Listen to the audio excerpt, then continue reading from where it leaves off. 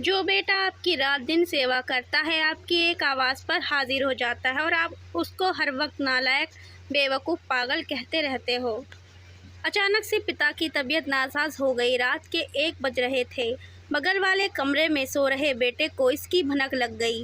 वह अपने बाबूजी के सामने खड़ा था। बाबूजी ने उसकी तरफ देखते हुए कहा, इस तरह बेवकूफ़ों की तरह क्या देख रहे हो? नालायक, मुझे जल्दी से अस्पताल ले चलो। माँ रोए जा रही थी। बेटे ने सोचा, इतनी रात ड्राइवर को बुलाऊं तो बहुत देर हो जाएगी। उसने झट से बाबूजी को कंधे का सहारा देकर कार में ले जाकर बिठाया और जल्दी से अस्पताल की ओर चल पड़ा। बाबूजी एक तरफ दर्द से कराह रहे थे तो दूसरी तरफ बेटे को डांटे जा रहे थे। कहीं ठोक मत दियो, नालायक, गधा कहीं का, कोई काम ठीक से नहीं कर सकता। नालायक बेटा बोला, आप ज़्यादा बात मत कीजिए बाबूजी, हम जल्द ही अस्पताल पहुंचने वाले हैं। अस्पताल पहुंचकर उसने भागते हुए डॉक्टर को बुलाया और डॉक्टर के कमरे के बाहर बेसब्री से चहलकदमी करने लगा। नालायक, गधा, बेवकूफ़, आलसी, मंदबुद्धि, पता नहीं और क्या क्या ऐसे शब्द वह बचपन से ही सुनते आया था।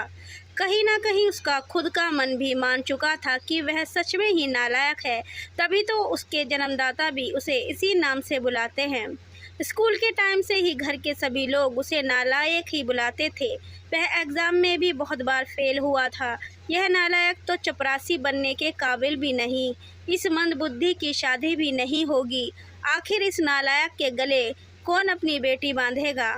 यह नालायक तो गधा का गधा ही रह जाएगा। नालायक को अपने यहाँ कोई चपरासी भी ना रखे। कोई बेवकूफ़ ही इस नालायक को अपनी बेटी देगा। शादी होने के बाद लोगों को कहते सुना गया कि उस बेचारी के भाग्य फूट गए, इस नालायक से शादी हो गई। बस एक माँ ही थी जो उस बेचारे को उसके नाम से बुलाती। अगर आज उसके बाबूजी को कुछ हो गया तो शायद माँ भी उसे भी इसी नाम से बुलाएगी। मन में इस तरह के विचारों ने उसे झकझोर दिया और वह अस्पताल में बने मंदिर में प्रार्थना में लीन हो गया।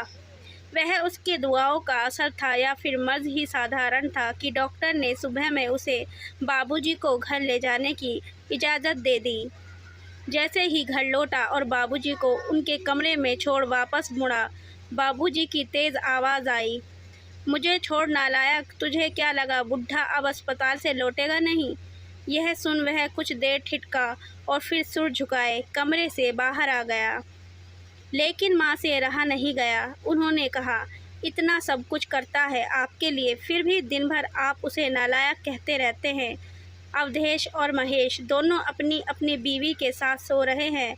उनको तो यह भी नहीं पता कि रात को क्या हुआ था। यह तो भनक पाते ही आ गया और किसी को मदद के लिए बुलाया भी नहीं। भगवान ना करे अगर आपको कुछ हो जाता तो? वह भी आपका ही बेटा है, फिर भी पता नहीं क्यों आप उसको हरदम कोसते रहते हैं, डांटते और फटकारते रहते हैं। ना यह देखते हैं कौन बड़ा या कौन छोटा उसके पास है, जो मुंह में आता है उसे सुनाते रहते हैं। बाबूजी ने उनकी तरफ आश्चर्य भरी नज़रों से देखा। माँ रोए जा रही थी और बोले जा रही थी, आप ही बताइए क्या कमी है मेरे इस बेटे में? हाँ, पढ़ाई में थोड़ा कमज़ोर ज़रूर था, तो क्या क्या सभी एक जैसे होशियार होते हैं? क्या वह अपनी मेहनत के बल पर अपना परिवार, हम दोनों को, घर मकान, खेती बाड़ी, घर कुटुंब, सबको सही तरीके से संभाल रहा है कि नहीं?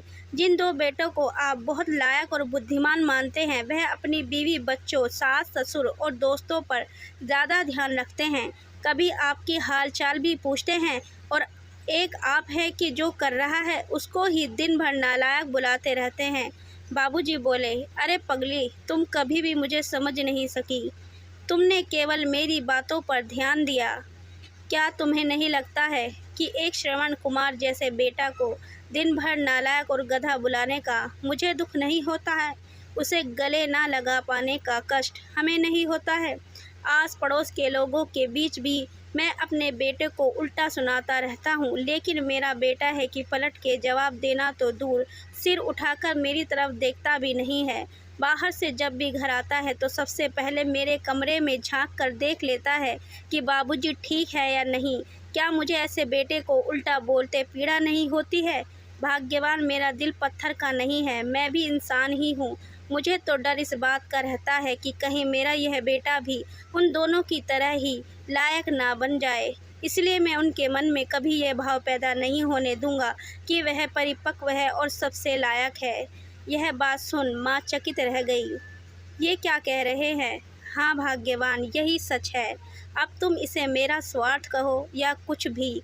इतना कहते कहते बाबूजी ने अपनी पत्नी के आगे हाथ जोड़ दिए और माफ़ी मांगने लगे। उनकी पत्नी ने उनके हाथों को पकड़ लिया और वो भी रोने लगी। बोली, मैं आज तक आपको समझ नहीं पाई, मुझे माफ़ कर दीजिए। दूसरी ओर कमरे के बाहर खड़ा नालायक बेटा बाबूजी द्वारा कहे गए हर वाक्य को सुन रहा था और उसकी आंखों से अश्रुधारा अनवरत बहती जा रही थी। उसका जी कर रहा था कि दौड़कर बाबूजी के गले से लिपट जाऊं और रोऊं, लेकिन शायद बाबूजी झेप जाते। वह आंसू पोंछते हुए अपने कमरे की तरफ बढ़ने लगा। तभी उसके कानों से बाबूजी की आवाज़ टकराई, अरे नालायक, मेरी दवाई कहाँ रख दी? गाड़ी में ही छोड़ दी क्या? कितना भी समझा दो, इस कामचोर से एक काम ठीक से नहीं होता है। नालायक बेटा अस्पताल वाले थैले से बाबूजी की दवा लेकर उनके कमरे की तरफ आंसू पोंछते हुए दौड़ा।